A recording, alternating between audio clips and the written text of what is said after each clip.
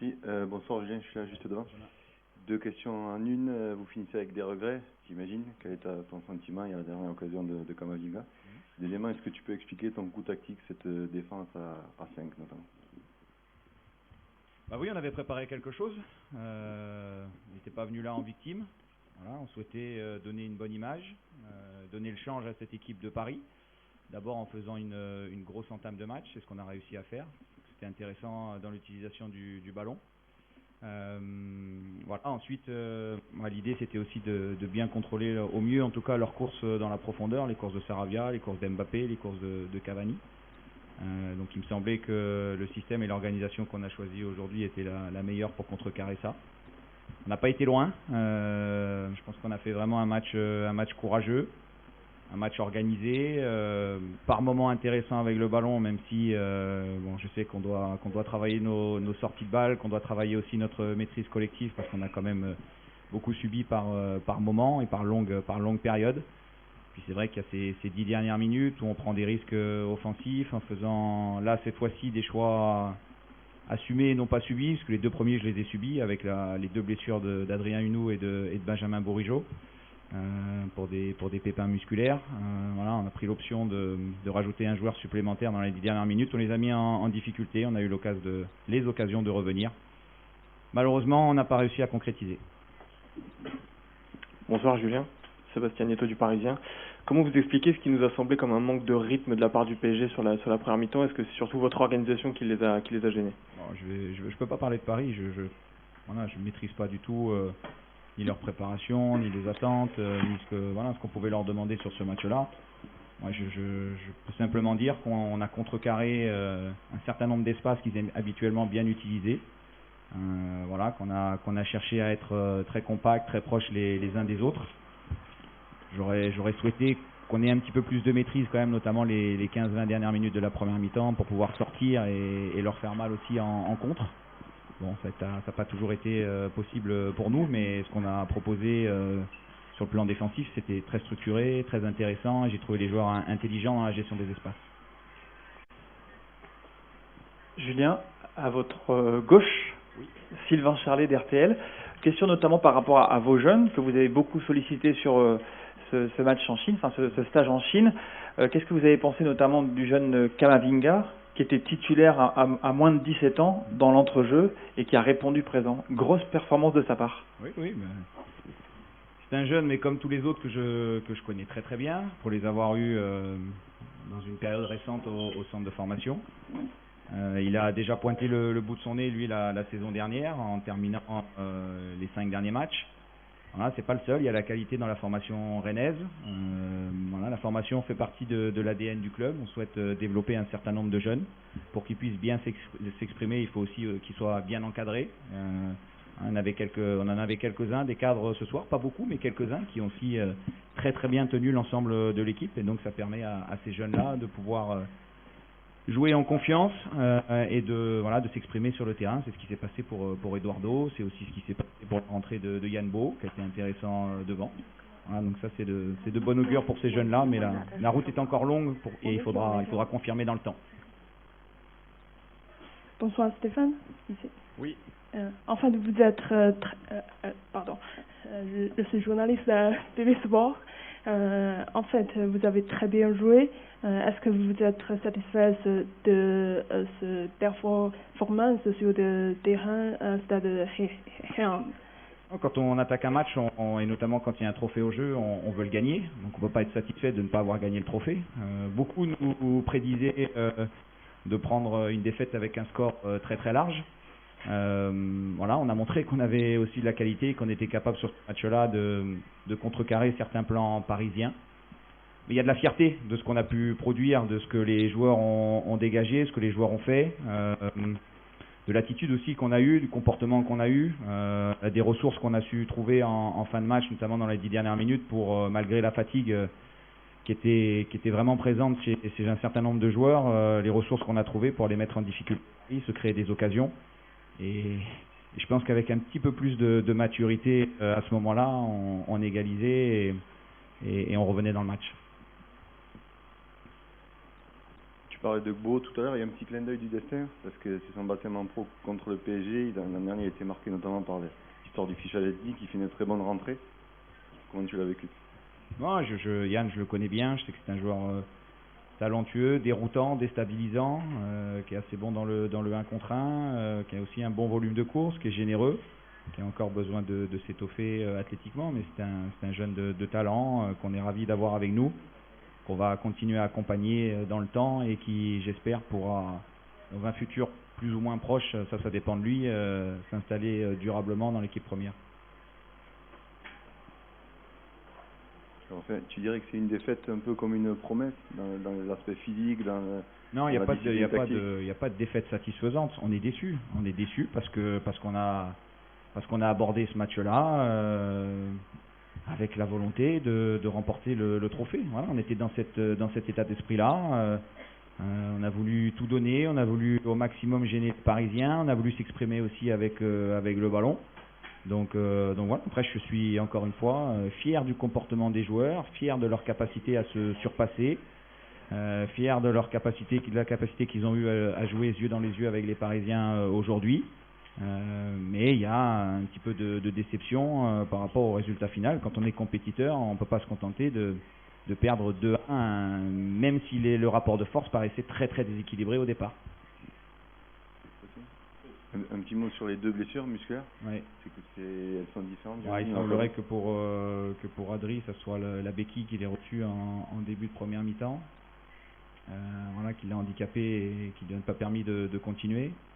Et pour Benjamin Bourigeaud, ce n'est qu'une crampe, mais peut-être que ça a tiré un petit peu derrière la cuisse, donc on fera les examens en rentrant. D'autres questions? Merci à tous. Merci, bonne soirée.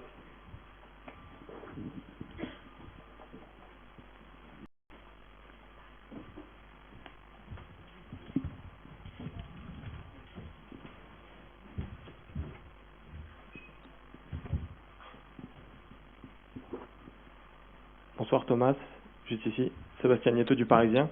Comment vous expliquez les difficultés de votre équipe en première période et quels ont été vos mots à la mi-temps pour essayer de rebooster tout ça? Merci.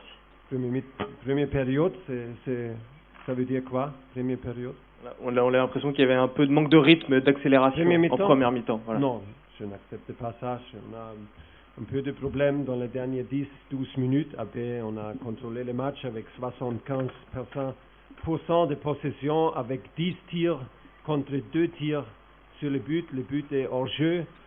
Non, on a eu des problèmes pendant les premières 10 minutes. Après, c'était très très bien. On a continué pendant la deuxième mi-temps le même état d'esprit, la même intensité. Dans les camps adverses, on a joué complètement dans les camps adverses. On a serré des espaces très très bien. On a récupéré beaucoup de ballons. C'était très très bien. Et comme je dis, la première 10 minutes était un peu compliqué pour adapter. Et les dernières 10 minutes, c'était aussi compliqué. C'est aussi normal. Nous sommes fatigués. On en donne beaucoup. Simaki, il n'est pas sur le terrain. Il manque parce qu'il est world class. Et c'est comme ça. Et après, on a fait le deuxième but. On a joué un peu trop derrière. On n'a pas joué. Mais ça, c'est seulement chose pour améliorer. Première 10 minutes et dernière 10 minutes. Entre les 70 minutes, entre les deux, je suis très très content et on a joué très très bien. Bonjour Thomas, Damien Degor, l'équipe. Vous avez contrôlé effectivement, malgré tout, vous avez été moins dangereux que sur certains matchs la saison dernière quand vous contrôliez comme ça. Vous avez eu moins d'occasions nettes, vous avez frappé au but, mais c'était moins tranchant, moins d'occasions. Comment vous l'expliquez? Oui, il joue 5-3-2, 20 mètres avant le but. Qu'est-ce que tu expectes? Ça risque d'arriver. Vous avez vu le terrain ici, et après c'est 1-0 avec un hors-jeu, et qu'est-ce que vous expectez? C'est le premier match, et on a beaucoup d'occasions. On a fait 10 tirs pendant une mi-temps. Moi, c'est top. On doit être patient. Et on a eu beaucoup d'occasions. Et on va créer des occasions plus. Et pour moi, c'est normal. Ce sont des matchs, on doit adapter. Bonsoir Thomas. Oui. Michael Caron, le journal du dimanche. Est-ce que c'est encore meilleur de gagner en souffrant un match comme ça? Et deuxième question, qu'est-ce que vous avez pensé de vos 2 recrues espagnoles? Oui, c'est toujours meilleur de gagner, spécialement si tu as mérité de gagner. Et à mon avis, on a totalement mérité de gagner ce match. Des Espagnols, on peut voir qu'Ander, il a un bon état d'esprit, une bonne mentalité, mais il doit adapter il doit adapter. On joue un peu différent que Menu et j'ai l'impression qu'il doit adapter un peu de notre style. Et Pablo, c'est vraiment impressionnant, je dois dire. Il court sans le ballon. Son jeu sans le ballon est extraordinaire. Il donne notre jeu beaucoup d'intensité. On a beaucoup de courses agressives offensivement et il n'arrête pas défensivement. Et pour ça, c'est super important et très impressionnant. C'était vraiment top. Bonsoir Thomas, ici, c'est PV Sport. Est-ce que vous êtes satisfait de nouveaux joueurs, Erhila, Diallo, Saibia, sur le terrain ce soir? Merci. Oui, je pense que Abdou Diallo, il a joué bien avec Thilo en défensif. C'est jamais facile si tu changes un club et changes un style de jeu et après tu dois commencer dans une finale. C'est une situation compliquée, mais il a fait très bien. Anders, j'ai dit qu'il est très important pour nous, mais il doit adapter un peu. Pablo a fait excellent. Et Bonsoir, Quentin Dagbert, Foot Mercato. Oui. Thomas, que retenez-vous de cette tournée en Chine? Lesquels de vos joueurs sont sortis du lot, par exemple, ont marqué des points? Merci.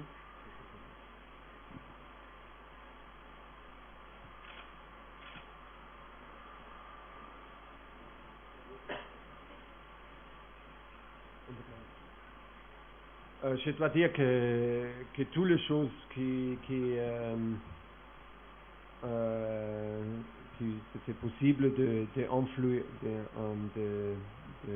contrôler et d'organiser, c'était vraiment top. On a l'organisation des terrains pour entraînement, pas des terrains pour jouer, mais pour entraînement, c'était vraiment top. On a fait beaucoup d'entraînements avec intensité et qualité. Des hôtels et des vols, c'était trop organisé. Mais quand même, c'est super fatigant parce que on a fait beaucoup de vols, on a changé beaucoup d'hôtels, on a changé beaucoup de villes. Et pour ça, dans un certain point, c'est très exigeant. Et pour ça, les joueurs, ils ont fait très bien. Et on a gagné ce match à la fin. C'est aussi très important parce que c'est une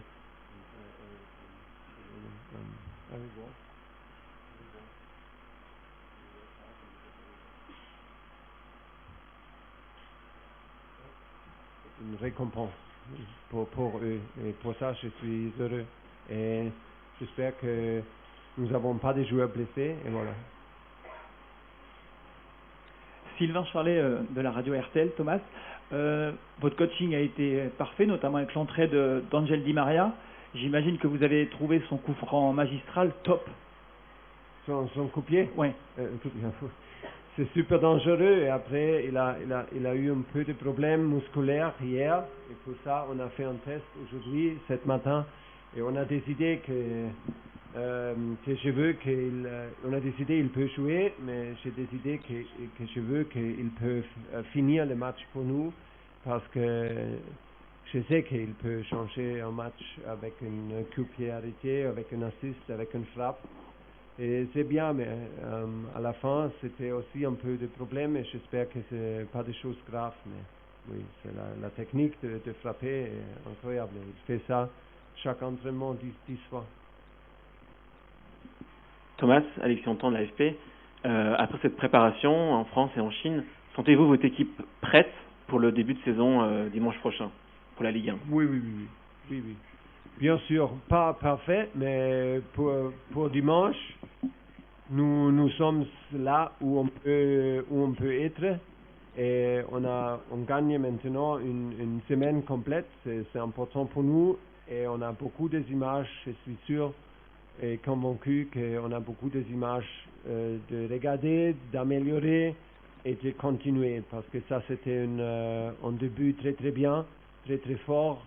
Et c'était 1-0 pour Rennes et après on a gagné, c'est bien, l'esprit est bien. Et j'ai l'impression que tout le monde sait qu'on doit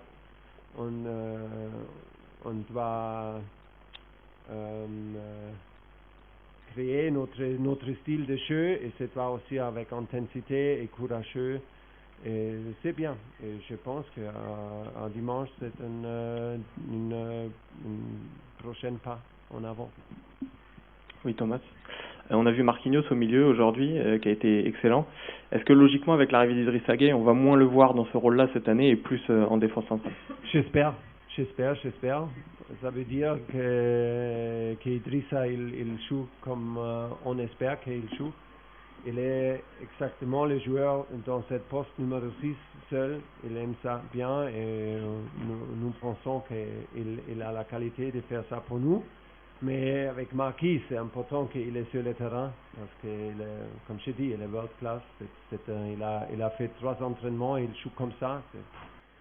C'est extraordinaire, vraiment. Et pour ça, oui, j'aime beaucoup quand il joue au milieu parce que il est toujours là, il doit toujours adapter et il pense chaque minute pour les autres, il pense chaque minute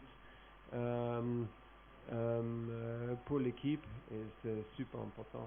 Et on peut voir, c'est un assist incroyable encore avec cette course de Pablo et son ballon, son chip, c'est top. Thomas, on a parlé de Di Maria, de Marquinhos, ce sont des joueurs qui sont effectivement sont arrivés tard. On peut rajouter Thiago Silva, Paredes. Oui. C'est quand même assez incroyable qu'ils soient déjà prêts au bout de 3 jours. Quel est le programme qui devait suivre? Est-ce que vous êtes impressionné justement par leur état d'esprit, par leur rigueur? Même quand ils ne sont pas au PSG, ils continuent de bosser, ils continuent de travailler?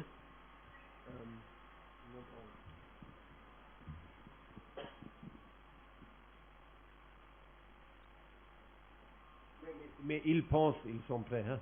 Mais c'est pas comme ça. Oui, et on doit être attentif parce que c'est une grande différence. Pour être prêt, c'est possible si tu travailles un peu dans les vacances et si tu arrives ici et tu fais 3 entraînements et tu aimes beaucoup, c'est possible de jouer ici. C'est plus difficile de jouer dimanche ou dans 3-4 semaines. Ça peut être plus difficile parce que